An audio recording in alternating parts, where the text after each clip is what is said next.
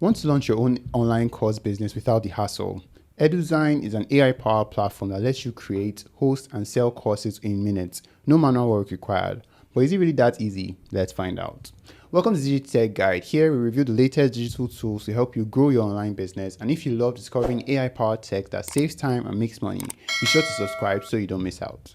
When you get access to the EduZign dashboard, you have on your main dashboard, you can see all the revenue that you've made this year.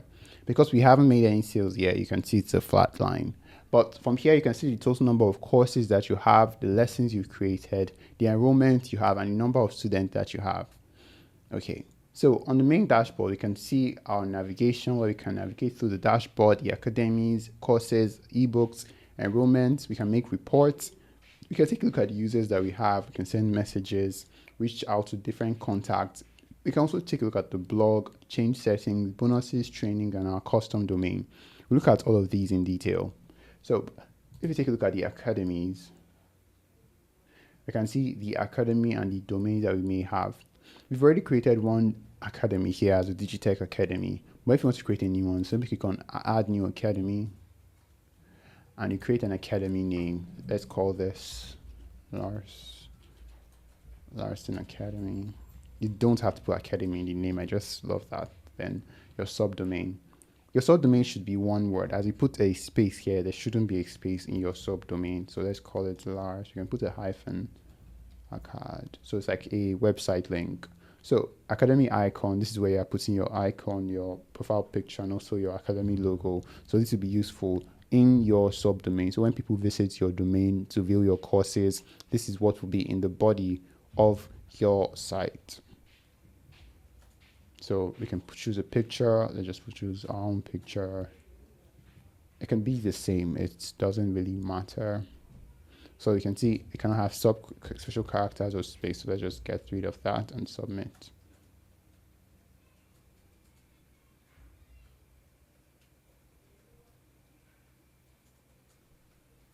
So it will be created. So if you want to visit that domain, you simply click on it. You can see that because there is nothing here yet, we can't use it. All right, so let's move on. We can take a look at the courses that we have. So these are the courses that you use in your academy's domain. So you can manage your courses, you can add a new course, you can take a look at the course category. You can also add coupons for people to use. Your course category is important because it will help you on how to section and how to categorize any course that you make. So if your course is for YouTube, is for tech, is for science, it can be categorized easily so that when you're making a course, it's easier to arrange.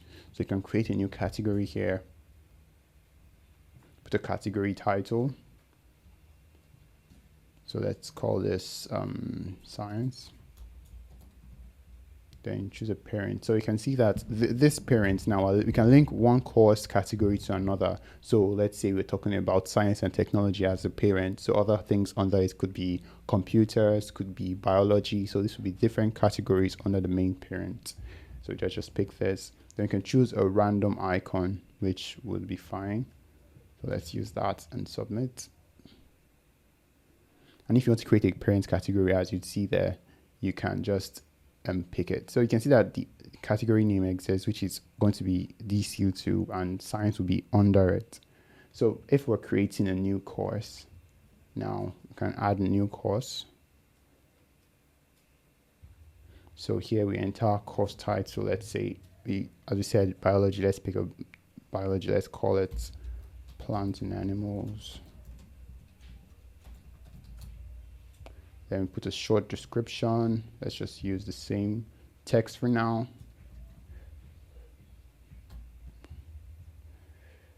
Add more insight, more description. This should be a more detailed version of it. Then we choose a category. So we can only choose subcategories here. So the parents will always be the main thing. Then you can only put subcategories as your categories. So you choose the level. If you want it to be a beginner, you want it to be advanced, you want it to be intermediate. You choose the autoresponder that you want. Here, you should already have integrated your autoresponders. That is Aweber and the like, MailChimp before you get here, so that you can include an autoresponder. You choose the list that you want the autoresponder to always make reference to. So if you're sending out emails, if you're sending out assignments, if you're sending out updates, it will use your autoresponder to reach out to these people. So you choose the language that you want. You can, for now, the options are English and French, but definitely to be updated as time goes by. And now you can choose if you want drip content. Drip content is content that gets updated as a person does a percentage of the lesson. So say that the person must have done the first 2 lessons before they can have access to the final 5. That is what drip content is. So you can choose if you want to create this as an active course, a private course, or an upcoming course. We'll keep it as an active course, and we'll keep this course as a top course. So when people visit our academy, they will see it as one of the most important courses that they should purchase. If it is priced or if it is for free, they'll be able to access it for free. Now, this is frequently asked questions. We can just add that.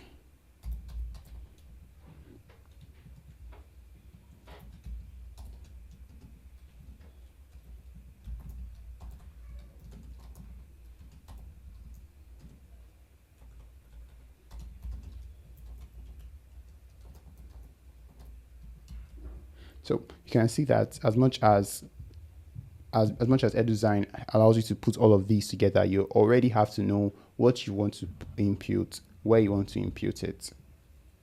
So I can choose requirement. If you have any special requirements, you can add your outcomes. You can choose, this is where you put your price now. If you want it to be a free course, you choose a free course. If you want to put a price, you put a price to the course. And you can choose a discount. So if you want to have a discount, you can put the percentage of discount. So discounted price cannot be above the course price. So if you put a discount of $2, now you can see it has this is the amount of discount that it has. You can choose if you want it to be extended for a limited time. So you can see that if users have it, they can only use it for 2 months and then they will lose access to it. Then now your course overview provider. So this helps if you want people to have more insight into what that course is. So you embed your videos on sites like YouTube, Vimeo, or use HTML5 to embed it. And when you do that, you add the link to your YouTube page. So when people want, before purchasing or before accessing the course, they can get a quick overview, quick insight into what that course is really about. Then they can upload a thumbnail. So you can upload the thumbnail from your device. They move forward, and now you can see SEO. It's very important when you're using SEO. Say people search for plants and animals outside my academy. So I want people, my academy, to come up as one of the suggestions for them to get even more insight on what plants and animals talks about. So I should use the proper SEO tools, proper SEO tags, proper SEO keywords. Then when you're done, you submit. And you can see that the course has been added successfully. So now that you've gotten into the course manager for plants and animals, which is this course, you can add multiple sections to that specific course. You add a section or add a lesson. So our first section could be the introductory section.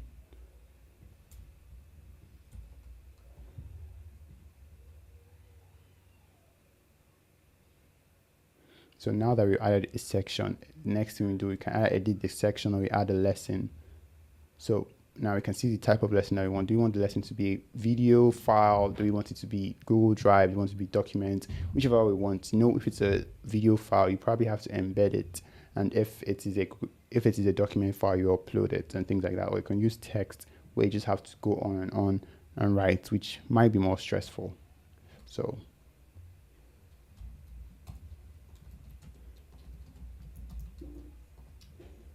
now you choose the section that you want that lesson to be under, which we've done already because there's no other section for now. Then we type things out.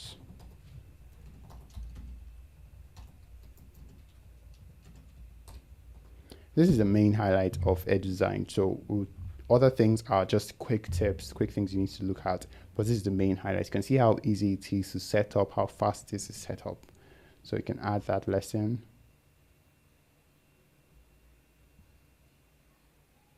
You can see it has already been added. So you can see the academic progress. So you can see students and how far they've gone into that course.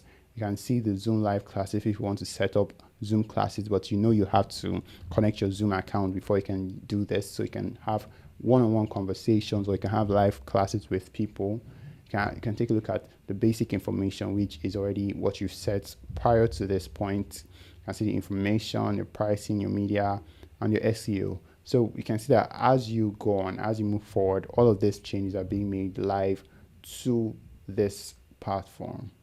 So other things you can take a look at is your coupons. This is if you want to make discounts and make special offers for people that might maybe log in early or get a specific percentage of your work.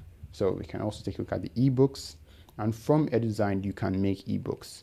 You can add ebooks which you should have uploaded or made already. Then all you have to do is to upload it here on EduZign. You can add your ebook, and when people pay for it, you can see it here. So you can see that there's an admin revenue and there's also an instructor revenue. So these are two different things. The admin is the one that owns EduZign. The instructor revenue could be the person that you have hired to make your ebooks or to create content for you. Then you can pay, if people pay to the instructor or people pay to the admin. You can also take a look at enrollments, where you can see people that have enrolled in specific courses. So you can choose to search for the students that are here. Let's pick this student, and we can enroll that student for a course. So now we can see this student has been enrolled for this course. So when the student gets the email that, okay, you have now been enrolled for this course, the student can click on it and can access everything that we have in that course, because the person should have paid for it. So now this is for the report, when you want to get a report on probably your purchase history, on your admin revenue. You can also know the courses that are making you more money than the others, so you know what to double on. Here you can take a look at your users, where you can see all the students that you have, and also you can manually add students on this platform. So you can add students, or you can manage the total number of students that you have. You can send messages to your students or to other users that are taking advantage of EduZign. You can see your contact panel, where you can see access to all the persons that are available to you on EduZign. You can take a look at your settings, your bonuses, trainings, and also your custom domain, which is important because this is if you have your own domain that is not made for you by EduZign. When you add it here, EduZign connects to it and it takes over the page for you. So the last thing we're taking a look at is the blog, where you can create blogs that can drive traffic to your courses. So if you want to be an authoritative voice in that niche, you create blogs and you write about it. When people click on it, you tell them, oh, I have this course for you if you'd like more insights into it, and things like that. So it's basically, you create your blogs, and you click on add a new blog now. You enter your blog title, the category of your blog when you've already created blog categories, as you can see here. You add keywords, you fill in your description, your blog banner, your thumbnail, and when you're done with that, you can simply add blog. So you can simply add blogs when you fill all of that. So when you do this, you go on and on, you've populated your pages, you become an authoritative source in it. So when you sell your courses, people will not feel cheated because they know that this person has given enough information out for free. The only thing I'm doing is to get even more insights into his or her knowledge. So if you have any other questions about EduZign, you can definitely ask in the description of this video and we'd love to answer you.